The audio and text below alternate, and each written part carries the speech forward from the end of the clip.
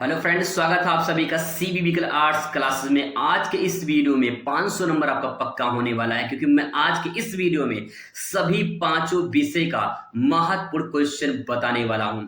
बहुत ही most important दोस्तों आज का ये वीडियो होने वाला है। अगर आप इसे तैयार कर लेते हैं तो पक्का है आप बेहतरीन नंबर से पास हो जाएंगे। चलिए शुरुआत करते हैं और सबसे पहले यहाँ बात करते हैं। बहुत इंपॉर्टेंट क्वेश्चन आपके सामने लेकर आए हैं जो मोस्ट इंपॉर्टेंट है। और ध्यान रखिएगा, मैं आपको लॉन्ग क्वेश्चन बताऊंगा, ये लॉन्ग क्वेश्चन आप तैयार कर लेते हैं, साथ में आपको तैयार भी करवाऊंगा। पहले आप लॉन्ग क्वेश्चन पूरी लिस्ट दिखा देते हैं आपको, ताकि जो है आप इसे तैयार करते रहें। साथ साथ में मैं आपको पूरा अच्छे से तैयार करवाऊंगा और आपको वीडियो में ही याद करवा दूंगा। ध्यान रखिएगा दोस्तों, लॉन्ग क्वेश्चन याद करने से बहुत बड़ा फायदा होता है। जैसे कि अगर आप लॉन्ग क्वेश्चन तैयार करते हैं तो आपका बहुविकल्पीय, अति लघु, अति लघु, लघु उत्तरीय और लॉन्ग तो तैयार होगा ही। यानी सारे टाइप के सवाल वहां से बन जाएंगे अगर आप लॉन्ग क्वेश्चन पे ज्यादा फोकस करते हैं। तो इसीलिए आप कोशिश करिए कि एक लॉन्ग क्वेश्चन तैयार करिए, जिससे आपके कई सारे क्वेश्चन आपके तैयार हो जाएं। By one get one free, मतलब एक चीज आप तैयार करिए तो कई चीज आपको फ्री में तैयार हो जाए। चलिए शुरुआत करते हैं। सबसे पहले यहाँ बात करते हैं सिविक्स, ठीक है, यानी नागरिक शास्त्र के जो मोस्ट इंपॉर्टेंट लॉन्ग क्वेश्चन है वो कौन से हैं। तो देखिए, सबसे पहले क्वेश्चन आपके सामने यहाँ पे है कि स्वतंत्रता के बाद भारत के समक्ष कौन सी चुनौतियां आई थी। ऐसा प्रश्न आपको देखने को मिलेगा। तो अगर ये प्रश्न देखने को मिलेगा तो कैसे आप इसे आंसर को लिखेंगे, मैं बताऊंगा आपको कैसे लिखेंगे, लेकिन पहले आंसर को देख लीजिए। अथवा करके इसी सवाल को पूछ सकता है दोस्तों, अगस्त 1947 में नव स्वतंत्र भारत के सम्मुख कौन सी चुनौतियां थी। ये भी अथवा करके क्वेश्चन पूछ सकता है। पेपर पैटर्न को समझिएगा दोस्तों, कैसे पूछता है, किस प्रकार से घुमा के क्वेश्चन पूछता है। अगर क्वेश्चन समझ जाएंगे तो आंसर लिख ले जाएंगे, क्वेश्चन समझ में आएगा ही नहीं तो आंसर नहीं लिख पाएंगे। इसलिए पहले क्वेश्चन समझ लीजिए।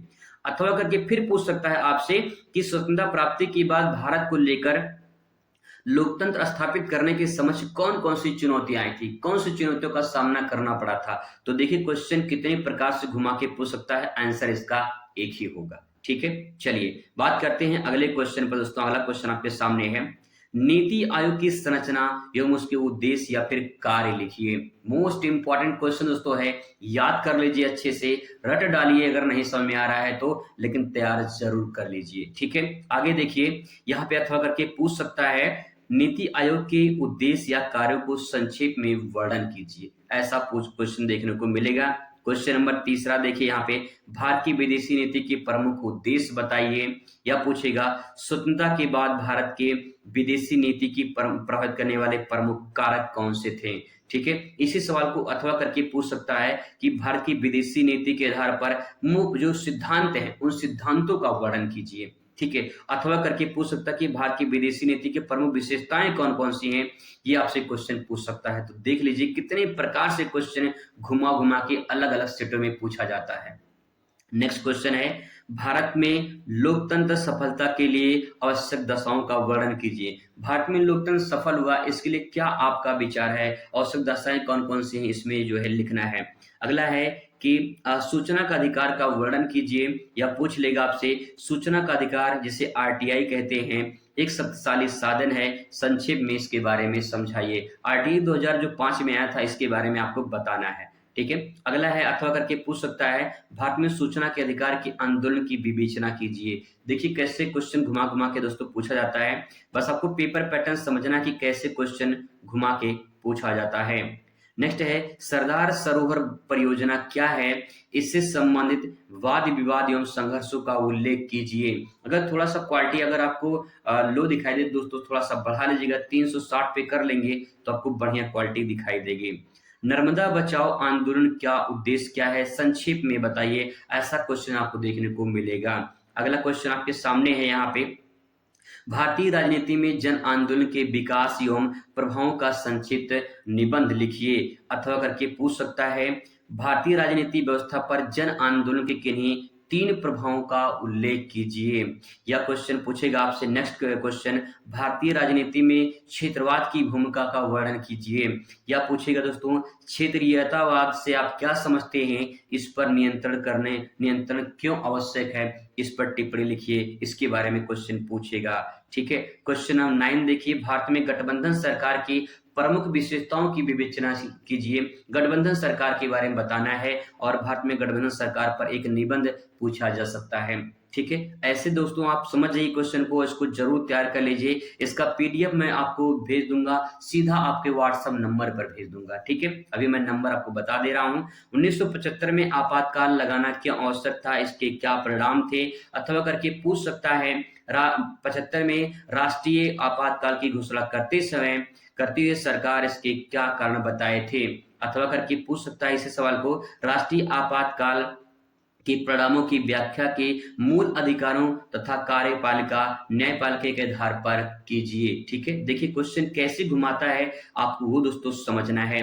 नेक्स्ट है सोवियत संघ के विघटन के क्या परिणाम है, इसका उल्लेख कीजिए। आगे क्वेश्चन पूछ सकता है कि सोवियत संघ के विघटन के विश्व राजनीति पर क्या प्रभाव पड़ा, ऐसा क्वेश्चन देखने को मिल सकता है। नेक्स्ट आपके सामने आएंगे भारत और चीन के बीच विवादों के जो मुद्दे हैं उसका उल्लेख कीजिए, या भारत चीन संबंध कैसा है इस पर टिप्पणी लिखिए। ऐसा क्वेश्चन दोस्तों देखने को मिलेगा। भारत और चीन संबंध में मुख्य आधार सीमा विवाद है और व्यापार है, इस कथन की समीक्षा कीजिए। ऐसा क्वेश्चन देखो आपको देखने को मिलेगा। ठीक है, नेक्स्ट है दक्षिण पूर्वी एशिया के आर्थिक विकास में आसियान की मुख्य भूमिका क्या है, या पूछ लेगा आसियान दक्षिण पूर्वी एशियाई राष्ट्रों का संगठन का उद्देश्य क्या है, इसकी भूमिका का मूल्यांकन कीजिए। मोस्ट इंपॉर्टेंट क्वेश्चन दोस्तों, आसियान क्या है और आसियान का उद्देश्य क्या है, ये क्वेश्चन बार बार पूछा गया है, आप इसे जरूर तैयार कर ले दोस्तों, ये इंपॉर्टेंट है। इसके बाद आपसे पूछा जाएगा सार्क का गठन क्या है, चाहे सार्क या आसियान दोनों में से क्वेश्चन जरूर आपके पेपर में देखने को मिलेगा। ठीक है, आसियान या सार्क जरूर तैयार करें। अथवा करके पूछ सकता है कि सार्क की स्थापना कब हुई थी, इसके मुख्य उद्देश्य क्या है, ये आपसे पूछ सकता है। ठीक है, क्वेश्चन नंबर अगला देखिए यहाँ पे, भारत और पाकिस्तान के मध्य संघर्षों की जो प्रमुख कारण है इसकी विवेचना कीजिए। चाहे भारत चीन या भारत पाकिस्तान, इसके संबंध के बारे में पूछ सकता है, इसके संघर्षों के बारे में पूछ सकता है, इन दोनों में से कोई एक जरूर आपके पेपर में देखने को मिलेगा। भारत और पाकिस्तान के मध्य वर्तमान में क्या विवाद है, इसको स्पष्ट कीजिए। या फिर क्वेश्चन आपसे पूछ लेगा कि भारत और पाकिस्तान के विवाद का कारण क्या है, भारत इसे किस प्रकार सुलझाने का प्रयास करता है, इसकी विवेचना कीजिए। क्वेश्चन हर साल पूछा जाता है दोस्तों, ध्यान रखिएगा, इंपॉर्टेंट क्वेश्चन आपके सामने है। अगला है भारत की सुरक्षा नीति के 4 प्रमुख घटक कौन कौन से हैं और इसके आधार पर भारत की सुरक्षा रणनीति कैसे बनाई गई है, इसके घटक क्या हैं, ये भी आपसे पूछा जा सकता है। नेक्स्ट आपके सामने क्वेश्चन बनेगा साझी संपदा संसाधनों से क्या आशय है, या फिर पूछ लेगा साझी संपदा संसाधन क्या अर्थ है, उदाहरण देकर स्पष्ट कीजिए। ठीक है, देखिए क्वेश्चन कैसे घुमाता है, विश्व की साझी संपदा विरासत क्या है, इसके दोहन और प्रदूषण कैसे होते हैं, इसके बारे में क्वेश्चन बनेगा। ठीक है, वैश्वीकरण में भारत को कैसे प्रभावित किया है और भारत कैसे वैश्वीकरण को प्रभावित कर रहा है, इसी मोस्ट इंपॉर्टेंट क्वेश्चन वैश्वीकरण के बारे में पूछा गया है दोस्तों और लगातार पूछा जा रहा है। वैश्वीकरण क्या है, वैश्वीकरण के राजनीतिक आर्थिक सांस्कृतिक प्रभावों का उल्लेख कीजिए। यह क्वेश्चन आपसे पूछ लेगा कि वैश्वीकरण के राजनीतिक आर्थिक और सांस्कृतिक प्रभावों का वर्णन कीजिए। ऐसा भी क्वेश्चन दोस्तों आपको देखने को मिल सकता है। ठीक है, अब यहाँ बात करते हैं समाजशास्त्र की। समाजशास्त्र में कौन कौन से क्वेश्चन इंपॉर्टेंट हैं, आइए उन पर भी नजर डालते हैं। तो अगर आपका विषय समाजशास्त्र है तो आप क्वेश्चन को जरूर देखने और समझे इसे। मृत्यु दर या जन्म दर क्या अर्थ है, कारण देकर स्पष्ट कीजिए। जन्म दर में गिरावट अपेक्षाकृत धीमी गति क्यों होती है जबकि मृत्यु दर में तेजी से गिरती है, इस पर टिप्पणी लिखिए। ऐसा क्वेश्चन देखने को मिलेगा। अगला क्वेश्चन है माल्थस की जनसंख्या सिद्धांत की विवेचना कीजिए। या फिर पूछ लेगा जनसंख्या वृद्धि के विषय में आप क्या विषय में माल्थस द्वारा प्रस्तुत की गए सिद्धांतों का वर्णन कीजिए। माल्थस ने कुछ जनसंख्या सिद्धांत संबंधित परिभाषा दिया था, उसको आपको यहाँ पे लिखना है। क्वेश्चन नेक्स्ट है आपके सामने, भारत में जनसंख्या वृद्धि के जो प्रभाव है उसका मूल्यांकन कीजिए। क्या प्रभाव हैं, जनसंख्या वृद्धि हो रही है तो कैसे कैसे प्रभाव पड़ रहे हैं भारत में, ये यहाँ पे समझना है। और इसके बाद आपसे पूछा जाएगा नातेदारी, this is most important question समाजशास्त्र का दोस्तों, ध्यान रखिएगा। नातेदारी को परिभाषित कीजिए, हर साल पूछा जाता है भैया, अच्छे से देख लीजिए, रट डालिए और मैं आपको अच्छे से समझाऊंगा भी। क्वेश्चन है, नातेदारी से आप क्या समझते हैं? नातेदारी की प्रकार की विस्तृत चर्चा कीजिए या नातेदारी की प्रमुख श्रेणियों का वर्णन कीजिए। क्वेश्चन इंपॉर्टेंट है, ध्यान रखिएगा। आगे बात करते हैं अगले क्वेश्चन पर। भारतीय समाज के मौलिक अधिकारों या मौलिक विशेषताओं की विवेचना कीजिए। अथवा करके पूछ सकता है, भारतीय समाज का परिचय इसकी विभिन्न विशेषताओं द्वारा दिया जा सकता है, विस्तार से समझाइए। इसकी विशेषताओं के बारे में आपसे सवाल पूछ सकता है। नेक्स्ट है, भूमंडलीकरण से क्या आशय है? भारतीय बाजारों में इसके प्रभावों की विवेचना कीजिए। यह आपसे पूछा जाएगा। भूमंडलीकरण को परिभाषित कीजिए। भारतीय अर्थव्यवस्था पर इसके क्या प्रभाव, मतलब इसको कैसे प्रभावित करता है, ये आपको बताना है। नेक्स्ट है, भूमंडलीकरण या मुद्रानीकरण के जुड़ाव प्रक्रिया से कहा जाता है, भारतीय अर्थव्यवस्था पर इनका क्या प्रभाव पड़ता है, ये आपको क्वेश्चन देखने को मिलेगा। ठीक है, बस क्वेश्चन देख लीजिए, समझ लीजिए और इसे अच्छे से तैयार करने की कोशिश करिए। अनुसूचित जातियों के प्रमुख समस्याएं क्या हैं, ये क्वेश्चन बन सकता है। अथवा करके पूछ सकता है कि अनुसूचित जातियों की प्रमुख समस्याओं को बताइए तथा इनके समाधान हेतु उपाय दीजिए। क्वेश्चन अगर आपको धुल्ला दिखाई देगा तो मैं आपको बता दे रहा हूं, उसको समझने की कोशिश करिएगा। नेक्स्ट है, सांप्रदायिकता का निवारण के लिए सुझाव दीजिए या धर्मनिरपेक्ष से क्या समझते हैं, राष्ट्रीयता के निर्माण में इसकी क्या भूमिका है, इसकी विवेचना कीजिए। नेक्स्ट पूछेगा, धर्मनिरपेक्ष से क्या आशय है, भारतीय समाज में इसके महत्व की विवेचना कीजिए। ऐसा क्वेश्चन दोस्तों देखने को मिलेगा। तो आप देखिए, अगर समझ जाएंगे तो अपने शब्दों में भी इसे बयां कर ले जाएंगे, अगर समझ नहीं पाएंगे तो क्वेश्चन का आंसर अच्छे से प्रेजेंट नहीं कर पाएंगे। सामाजिक सर्वेक्षण किसे कहते हैं, इसके प्रमुख उद्देश्य बताइए, या सामाजिक शोध में सर्वेक्षण पद्धति की क्या विवेचना कीजिए। या आपसे पूछ लेगा, सामाजिक सर्वेक्षण की परिभाषा दीजिए, इसकी विशेषताओं को स्पष्ट कीजिए।